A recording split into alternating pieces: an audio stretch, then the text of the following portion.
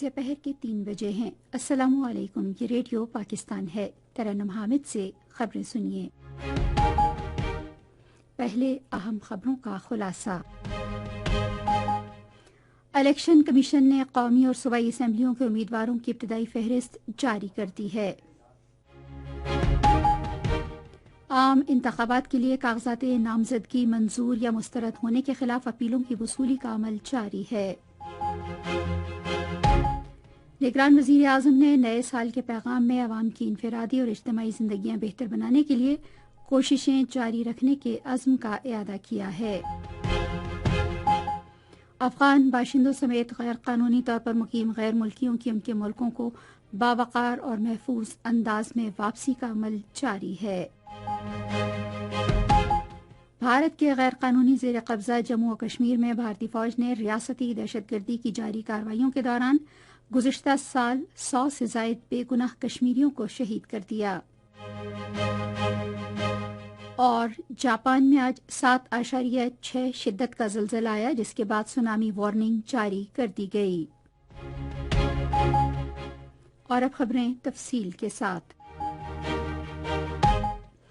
Election commission نے قومی اور 4 صوبائی اسمبلیوں کے ان تمام امیدواروں کی ابتدائی فہرست جاری کر دی ہے جن کے رواں سال ہونے والے انتخابات کے لیے کاغذات نامزدگی منظور یا مسترد کیے گئے ہیں۔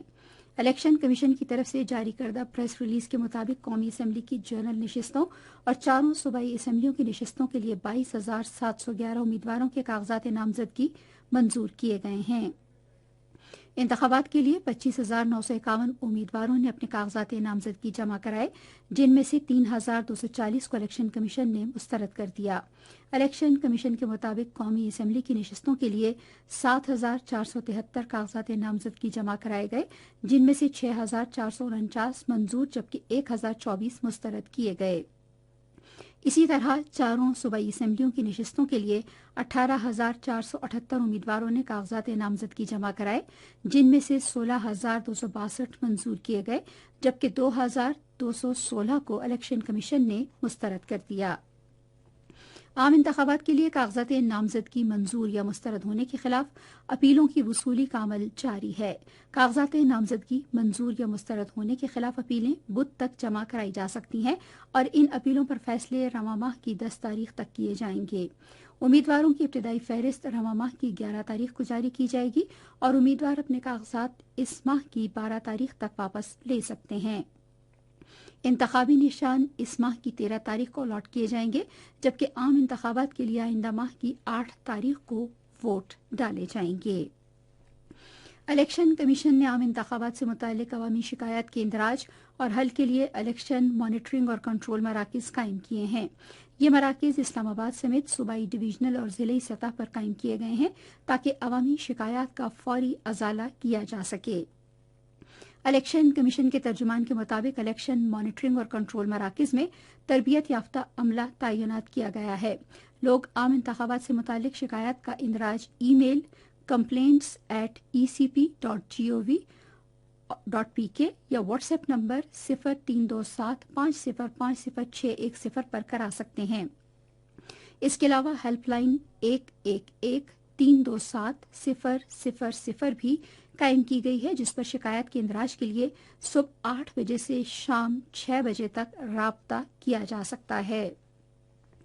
نگران وزیر اعظم انوار الحق کاکڑ نے پاکستانی عوام کی انفرادی اور اجتماعی زندگیوں میں بہتری لانے اور ایک روشن مستقبل کی جانب گامزن ہونے کے لیے مسلسل کوششیں کرنے کے عزم کا اعادہ کیا ہے۔ انہوں نے نئے سال کے آغاز پر اپنے پیغام میں دعا کی کہ یہ سال پاکستان کے لیے ترقی اور خوشحالی لائے۔ وزیر اعظم نے اس موقع پر پوری قوم کو مبارکباد دیتے ہوئے کہا کہ ہم فلسطینیوں سے اظہار یکجہتی کے لیے نیا سال انتہائی سادگی سے منا رہے ہیں۔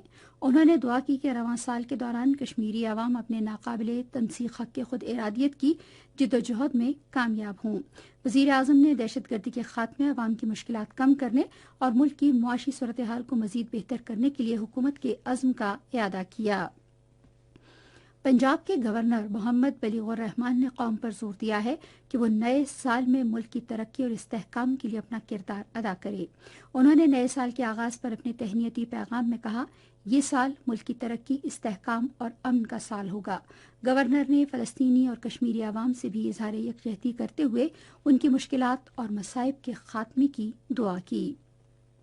یہ خبریں آپ ریڈیو پاکستان سے سن رہے ہیں۔ گلگت بلتستان کے وزیر خزانہ محمد اسماعیل اور وزیر قانون سید سہیل عباس نے گلگت بلتستان ہاؤس اسلام آباد میں گلگت بلتستان کے وزیر اعلیٰ حاجی گلبر خان سے ملاقات کی۔ انہوں نے اس موقع پر علاقے کے عوامی مسائل اور ترقیاتی کاموں سے متعلق امور پر تبادلہ خیال کیا۔ وزیر اعلیٰ نے صوبائی وزراء پر زور دیا کہ وہ عوامی مسائل ترجیحی بنیادوں پر حل کرنے کے لیے فوری اقدامات کریں۔ فرنٹیئر کور بلوچستان نے متعلقہ اداروں کے اشتراک سے صوبے بھر میں گزشتہ سال کے دوران اسمگلنگ کے خاتمے کے لیے مؤثر اقدامات کیے۔ اس عرصے کے دوران اسمگلنگ کی کئی کارروائیاں ناکام بناتے ہوئے بڑی مقدار میں چینی، یوریا کھاد، گندم اور دوسری اشیاء قبضے میں لی گئیں۔ ایف سی بلوچستان نے صوبے کے مختلف علاقوں میں کارروائیاں کی اور 3,437 میٹرک ٹن چینی، 2,441 میٹرک ٹن یوریا کھاد، 71,690 لیٹر ڈیزل، 1,378 میٹرک ٹن گندم اور 324 میٹرک ٹن پان کا پتا قبضے میں لے لیا۔ یہ کارروائیاں یوب، پشین، مستونگ نوشکی، چمن، ڈیرہ اللہ یار اور پاکستان افغانستان سرحدی علاقوں میں کی گئیں۔ پاکستان اسٹاک ایکسچینج میں نئے سال کے پہلے دن کاروبار کے آغاز پر مثبت رجحان دیکھا گیا اور 100 انڈیکس میں 2,000 سے زائد پوائنٹس کا اضافہ ہوا۔ 100 انڈیکس اس اضافے سے 64,500 پوائنٹس کی حد عبور کر گیا، جو قومی معیشت کو مستحکم کرنے کے لیے حکومت کی جانب سے اختیار کی گئی پالیسیوں پر کاروباری برادری کے اعتماد کا مظہر ہے۔ افغان باشندوں سمیت غیر قانونی طور پر مقیم غیر ملکیوں کی ان کے ملکوں کو باوقار اور محفوظ انداز میں واپسی کا عمل جاری ہے۔ افغان باشندوں کی باعزت واپسی کے لیے کیے گئے دیگر اقدامات کے علاوہ مختلف اضلاع میں ان کے لیے عارضی کیمپس بھی قائم کیے گئے ہیں، جہاں انہیں تمام بنیادی سہولتیں فراہم کی جا رہی ہیں۔ تازہ ترین اطلاعات کے مطابق گزشتہ روز 1,199 غیر قانونی افغان شہری اپنے ملک واپس گئے۔ اب تک 4,55,645 غیر قانونی طور پر مقیم افغان باشندے افغانستان واپس جا چکے ہیں۔ بھارت کے غیر قانونی زیر قبضہ جموں و کشمیر میں بھارتی فوج نے جاری ریاستی دہشت گردی کے دوران گزشتہ سال 100 سے زائد بے گناہ کشمیری شہید کیے۔ کشمیر میڈیا سروس کے مطابق ان میں سے 41 افراد کو جعلی مقابلوں میں شہید کیا گیا۔ گزشتہ سال کے دوران بھارتی فورسز کی کارروائیوں سے 18 خواتین بیوہ اور 58 بچے یتیم ہو گئے، جبکہ 7 خواتین کی بے حرمتی کی گئی۔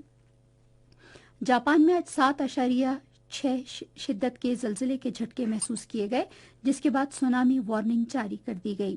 ذرائع ابلاغ کی اطلاعات کے مطابق جاپان کے محکمہ موسمیات نے ملک کے ساحلی علاقوں ایشیکاوا، نیگاتا اور تویاما کے لیے سونامی کی وارننگ جاری کی ہے۔ میڈیا کی رپورٹ میں بتایا گیا ہے کہ 1 میٹر اونچی سونامی کی لہر جاپان کے ساحل سمندر کے علاقوں سے ٹکرا گئی، جس کی وجہ سے علاقہ مکین محفوظ مقامات پر منتقل ہونے پر مجبور ہو گئے۔ رپورٹ کے مطابق 5 میٹر بلند خطرناک سونامی لہریں زلزلے کے مرکز کے 300 کلومیٹر کے اندر وسطی جاپان کے شمالی ساحل سے ٹکرانے کا خدشہ ہے۔ ابتدائی طور پر کسی بھی قسم کے جانی یا مالی نقصان کی اطلاع نہیں ملی۔ اور اب موسم۔ محکمہ موسمیات کی پیشگوئی کے مطابق آئندہ 12 گھنٹے کے دوران ملک کے بیشتر علاقوں میں موسم زیادہ تر سرد اور خشک، جبکہ شمالی علاقوں اور شمالی بلوچستان میں شدید سرد رہے گا۔ پنجاب، خیبر پختونخوا اور بالائی سندھ کے میدانی علاقوں میں اسموگ اور دھند چھائے رہنے کا امکان ہے۔ آج ریکارڈ کیا گیا بعض شہروں کا درجہ حرارت: اسلام آباد اور Peshawar 18 degree centigrade, Lahore 11، Karachi 26، Quetta اور مری 13، گلگت 15، مظفر آباد 14، سری نگر 11، جموں 14 اور Leh 4 degree centigrade record کیا گیا۔ آخر میں خاص خبروں کے خلاصے پر ایک نظر۔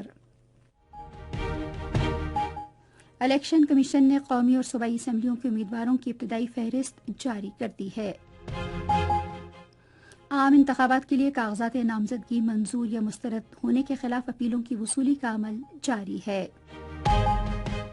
نگران وزیر اعظم نے نئے سال کے پیغام میں عوام کی انفرادی اور اجتماعی زندگیاں بہتر بنانے کے لیے کوششیں جاری رکھنے کے عزم کا اعادہ کیا ہے۔